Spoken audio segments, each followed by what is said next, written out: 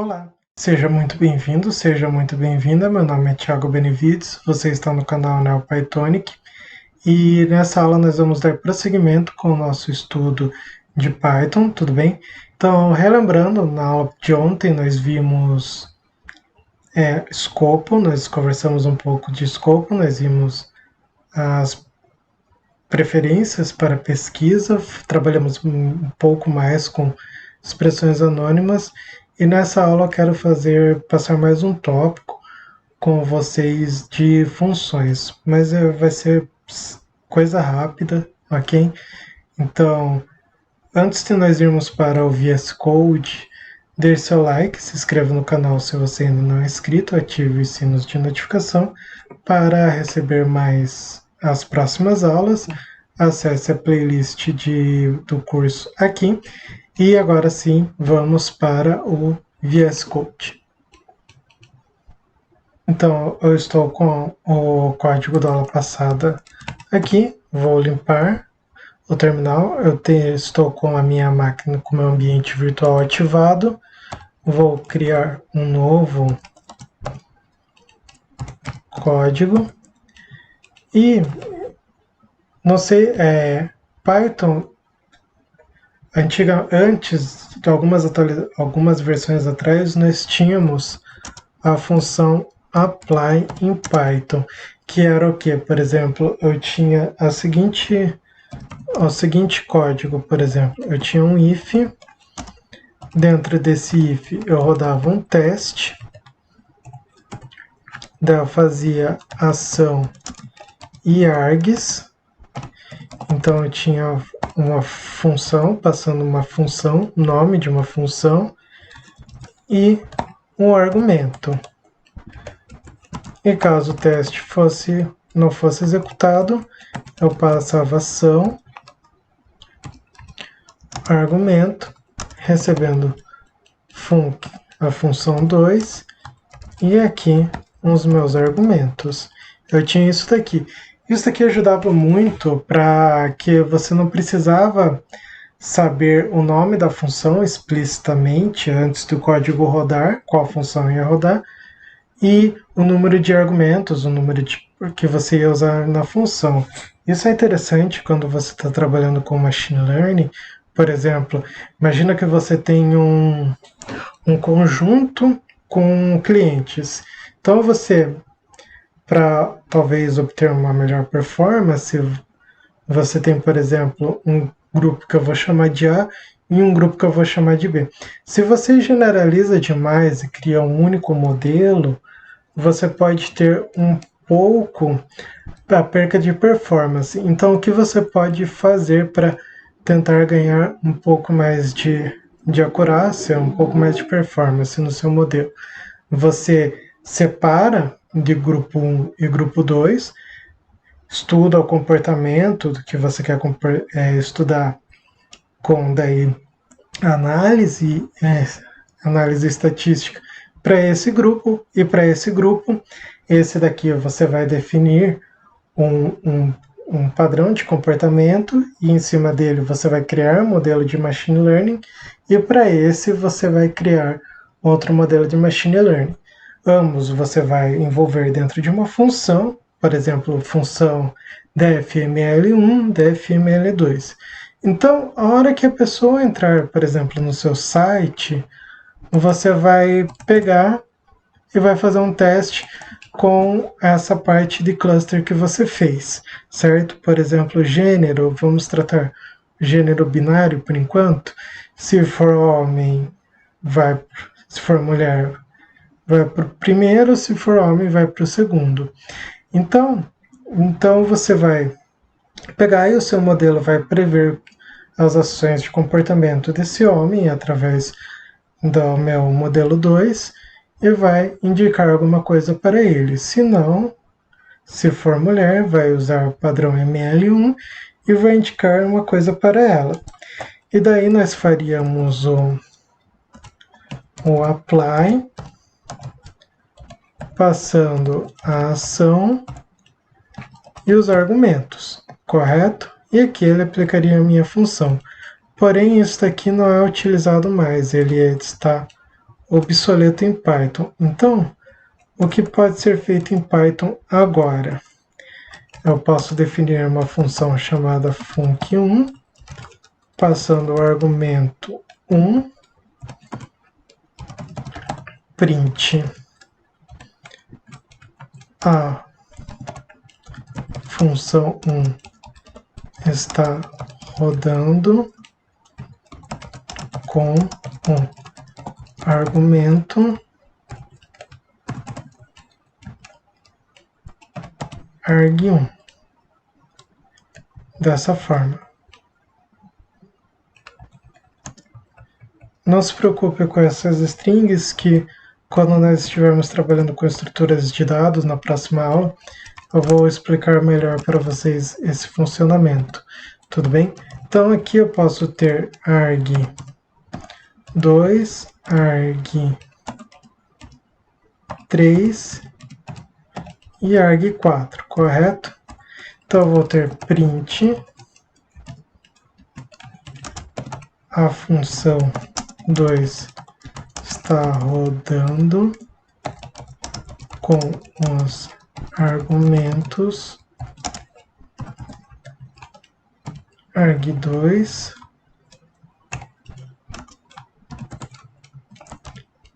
arg3,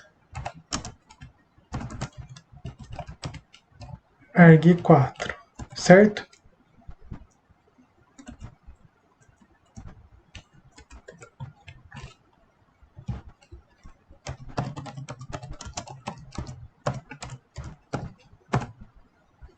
Nenhum problema até aqui.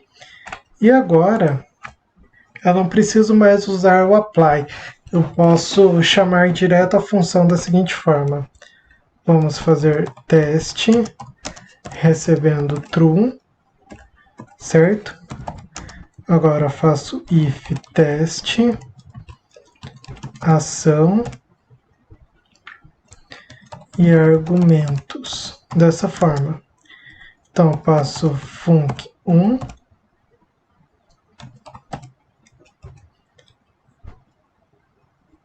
e isso aqui. Deu branco aqui. Meus argumentos. Estou passando numa forma de tupla, que vai ser o tópico da aula de amanhã. Ok? Então não se preocupem tanto com isso agora. E argumentos func2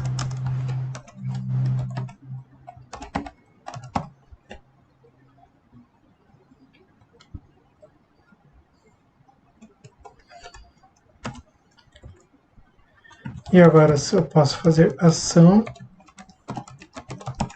e argumentos dessa forma.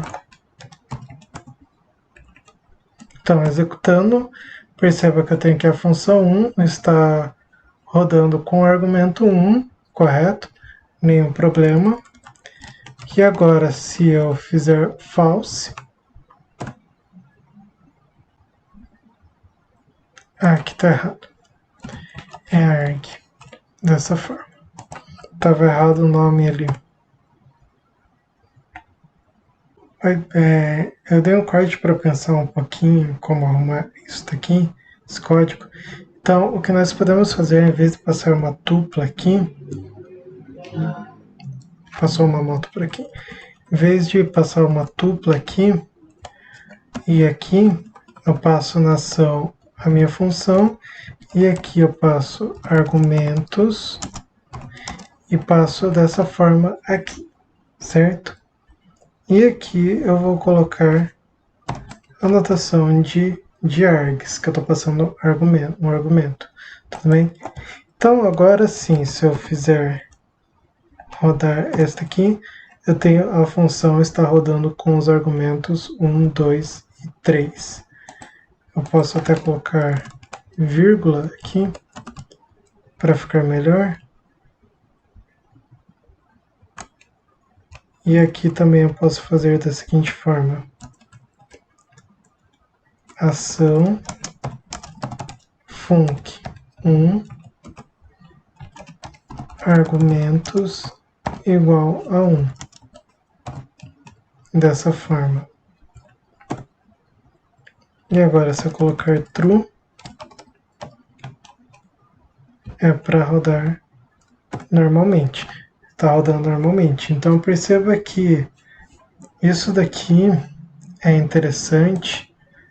Eu alocando a minha função dentro de uma variável e depois chamando ela aqui embaixo, é interessante quando eu não sei a priori qual tipo de função ou quantos argumentos ela vai ter que receber, como no caso o exemplo que eu dei utilizando modelos de machine learning para grupos diferentes.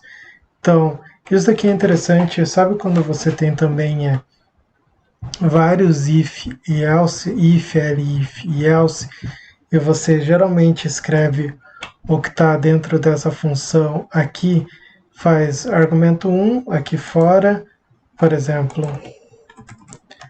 arg1 recebendo 1, arg2, arg3 e arg4 recebendo 2, 3 e 4. Essa aqui é uma outra forma de declaração de variáveis.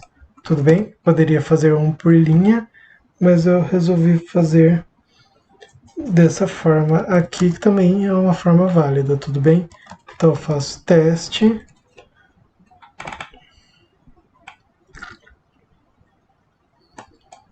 E agora eu faço um print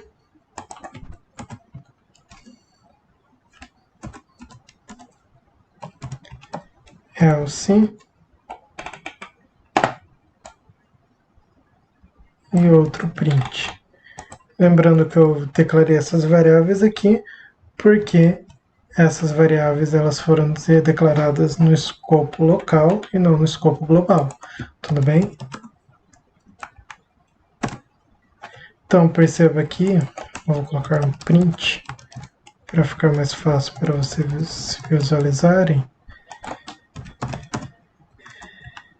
Então perceba que desse daqui funcionou, como nós já tínhamos visto, e esse daqui funcionou exatamente igual. Agora se eu, cadê meu teste? Colocar false.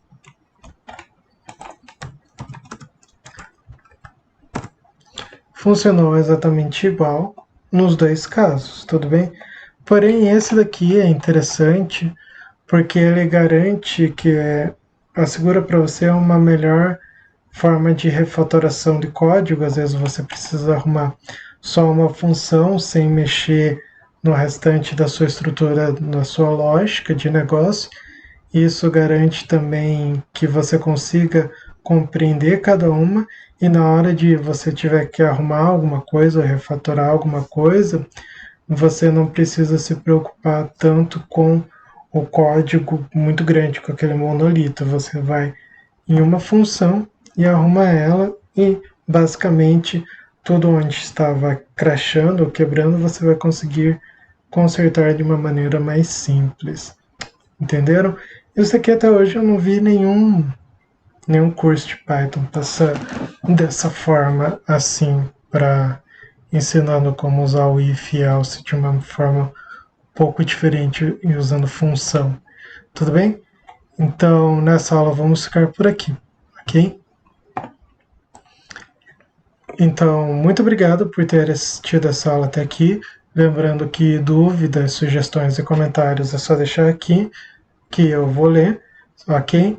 E lembrando que se você ainda não deixou o seu like, por favor deixar, ativar o sino de notificações aqui embaixo para receber as próximas aulas e se inscreva no canal, acesse a playlist do curso de Python de básico avançado aqui para assistir as aulas anteriores, se essa é a primeira aula que você está vendo, ok?